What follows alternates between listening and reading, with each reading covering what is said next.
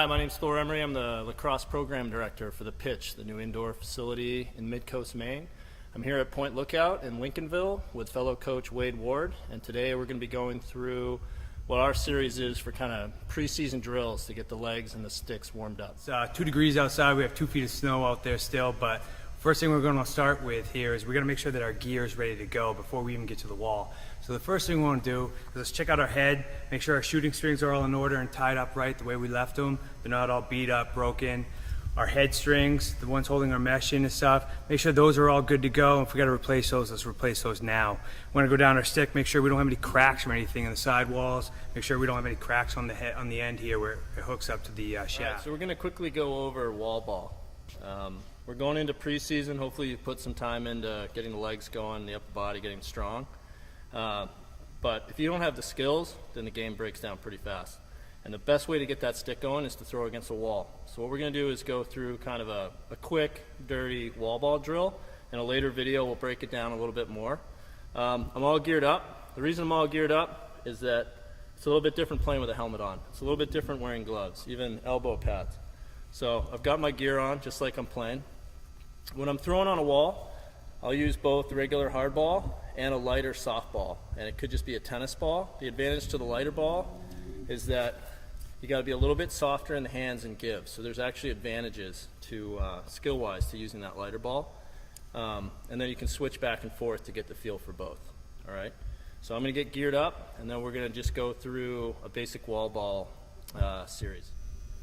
Okay, so just a couple of basics before we hit the wall. It's really easy just to walk up to a wall, stand square to it, and just start throwing, especially with just your strong hand. But what we want to do is break it down a little bit more than that even for today. All right? First thing is how we hold our stick. All right? We want to be holding it in our fingers, not in our palms. All right? It makes it a lot more nimble as far as being able to cradle and to throw. A rough guideline, just for getting going, so your hands can be about hip width apart. All right? Even on this wall ball series, we're going to be moving our hands around a little bit. But in general, for throwing, let's start with that. Okay? Got a top hand and a bottom hand. When I'm throwing, I'm going to turn sideways. All right? I might even point my foot in the direction that I want to throw. My elbows are up, okay? Not down. Because what we're trying to avoid is just pushing the ball. All right? It's going to be more of a snap. So my elbows are up. I'm actually going to point my bottom elbow in the direction that I want to throw. I've got the head of my stick in what's called the box, all right? That's up by my head. And I'm in what's called a triple threat position, all right? If I had the ball right now, I could either get ready to dodge and drive, I could feed, or I could wind up and shoot, okay? So, arms out, elbows up, turn the body sideways. And we're going to be working both our strong side and our off side. So when I first get to the wall, I might just kind of throw around a little bit on both sides, all right? But then I'm going to break down and start doing a little more prescribed series. So I'm going to start on my either strong side or weak side. What I actually recommend is that, say we do 10 of one drill that we're doing on our strong side, and then maybe 15 on our weak side, okay? Or start on your weak side. It's really tempting to basically always work with that stronger hand, but for most of us, we got to work on the other side. Once I get going and I've warmed up a little bit, the first thing I'm going to do is what's called a wrist breaker, all right? I'm actually going to slide my hands up to the middle of the stick, and I'm basically going to be snapping, okay? Because when we throw, top hand's pushing and the bottom hand's pulling, and you want to have kind of light but strong and powerful hands. And what this drill does is it really gets the wrist going, okay? And then even down the road, especially for attackmen or anyone getting in close to the goal, you've got more control and you can quickly get the ball and get it out. All right? So there's going to be the throwing part, and then there's also going to be the catching, no matter where my hands are. All right? And what I want to do is as that ball comes into the stick, I want to give. So basically catching it back by my ear. Most of the time we're going to give it a little half cradle and then getting it right back out. All right? But for now, we're just going to start with these wrist breakers. So with the wrist breaker, I got my hands nice and close together, turning my body sideways.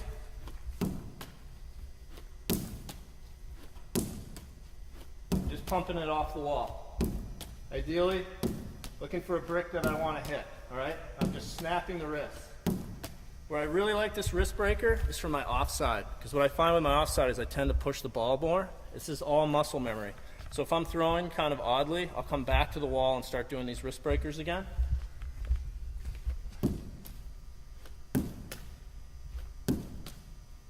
All right. Now the next thing I might do is just start throwing. So I'm going to slide now into my regular grip.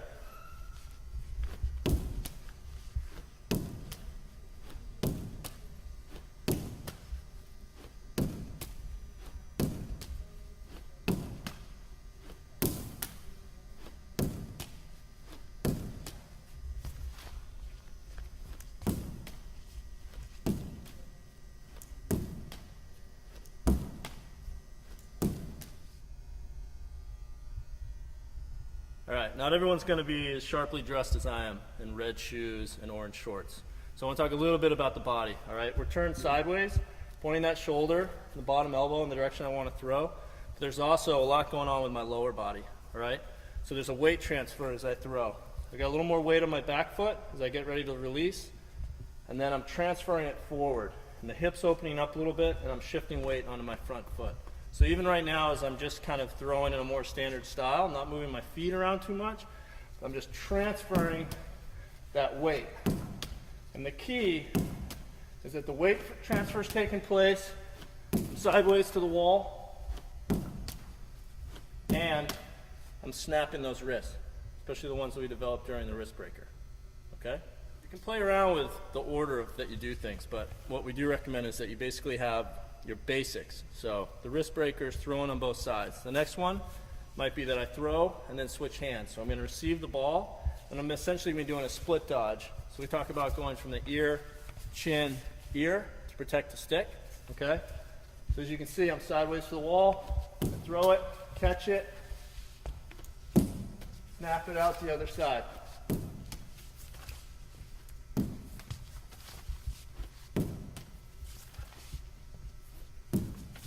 Then I can start to move my feet a little bit more. So as great as it is to kind of stand flat-footed and throw, most of this game is actually moving your feet. So even on the wall, we can do that. If you got enough space, basically I'm just going to run up and down the wall, switching hands, all right?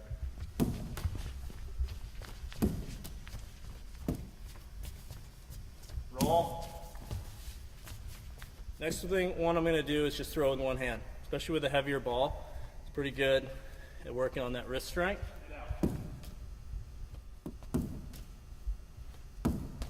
So that was just a very basic intro to a wall ball. We'll break one down and sort of add more and more to it in the next video that focuses just on the wall ball.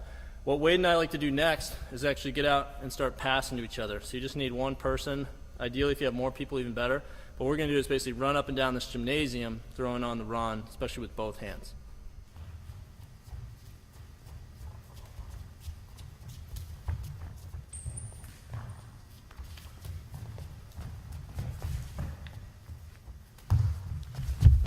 So I played defense, and it was a rare opportunity to actually get to shoot, and I would say even rarer that I would actually score.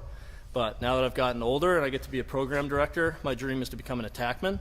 So whether you're a defenseman, midi, attackman, even a goalie, shooting has all of its, its own skill set. And we're not going to get into it too much today other than talking about how we've been warming up. So a couple of keys are we will get a bunch of balls sometimes and just kind of fire away. But even more so if it's just two of us, then we're just running around, we're cutting towards the goal, and we're shooting. When we shoot, whether I'm stationary or on the run, I'm protecting the ball, and then as I go to shoot, I'm getting my hands up and away from me. I might be hiding the head of the stick a little bit behind my body. And if you can see my hip, essentially what happens is I'm rotating by opening up with the hip and then following through and snapping, all right? And we want to have that stick up in here, like in this 11 o'clock position as we follow through. And for the most part, as far as our training, avoiding all the sidearm stuff that goes on, all right? You're just not as accurate. When you're further out, you might be winding up harder and shooting harder. And as you're getting close, it might even be like those wrist breakers, where you're just quickly getting the ball, maybe throwing a little fake, and then quickly getting rid of it. And as much fun as it always is to shoot high, most of the time, the goal is to shoot from the waist down. All right, it's harder for the goalie to stop it there. So for preseason, it's just a matter of practice, practice, practice.